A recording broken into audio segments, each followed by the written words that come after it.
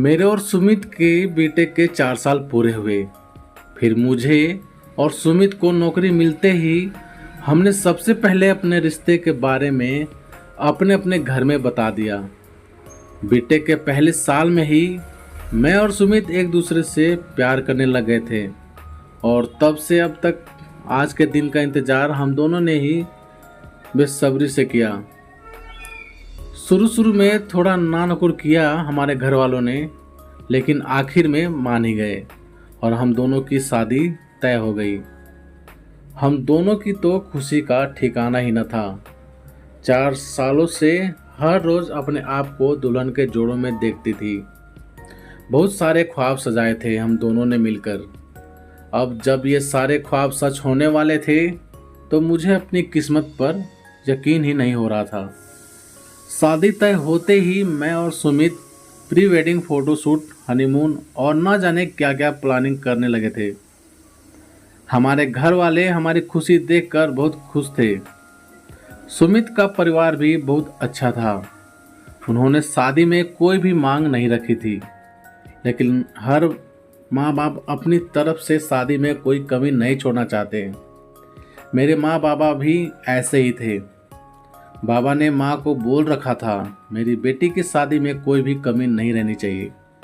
जो कुछ मेरी लाडली को चाहिए उसे वो सब खरीद देना, अच्छे अच्छे कपड़े, जेवर और जो भी इसे चाहिए। मैं तो बहुत खुश थी ही और माँ बाबा की खुशी देखकर मैं और भी खुश थी। कितने सारे सपने सजाए थे। मुझे अपनी शादी में बहुत सुंदर लगना था। महंगा पार्लर, बढ़िया डिजाइनर लहंगा, खूब सारी साड़ियाँ, कपड़े, महंगे ब्रांड के मेकअप, सुंदर जेवर। मुझे खूब सारी शॉपिंग करनी थी।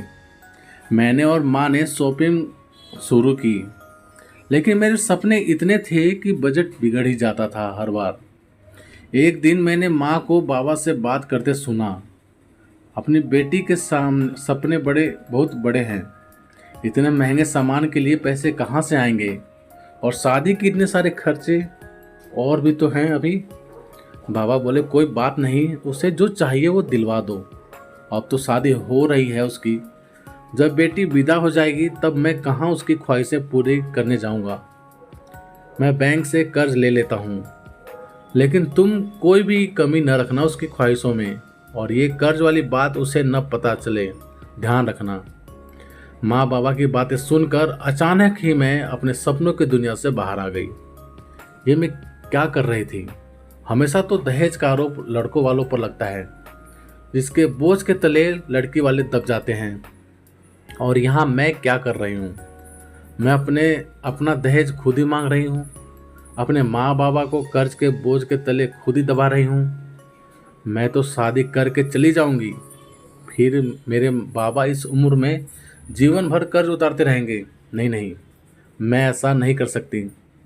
तो क्या करूं? हर लड़की की तरह जो मैंने इतने सपने देखे थे अपनी शादी के, क्या अपने सपनों, अपनी ख्वाहिशों का गला घोट दूं? शादी भी तो एक बार ही होनी है। मैं तुरंत ही कमरे में घुस गई जहां माँ बाबा बातें कर रहे थे। बाबा ने तुरंत ही बात बदल दी, जिससे मुझे कुछ पता न चले। मैंने भी ऐसा जताया जैसे मुझे कुछ पता ही नहीं। बस बाबा का हाथ अपने सिर पर रखा और बोला, कुछ मांगना था आपसे, मना तो नहीं करेंगी? माँ तो घबरा गई, पता नहीं क्या मांग लूँगी। मेरी मांग पूरी कर भी पाएंगे वो लोग कि नहीं। लेकिन बाबा ने हमेशा की तरह मुझसे कहा, क्या चाहिए बता, तेरा बाबा जरूर ला कर देगा। तो बाबा मुझे थोड़ा वक्त दे दो, मैं अभी शादी करना नहीं चाहती। लेकिन क्यों बेटा, सुमित तो तेरी ही पसंद है ना? क्या सुमित ने कुछ कहा? नहीं, उसने कुछ नहीं कहा। बस मेरी अभी अभी नौकरी लगी है, मैं पैसे कमाना चाहती हूँ। बाबा बोले, तो शादी के बाद तो करेगे ही ना तू नौकरी?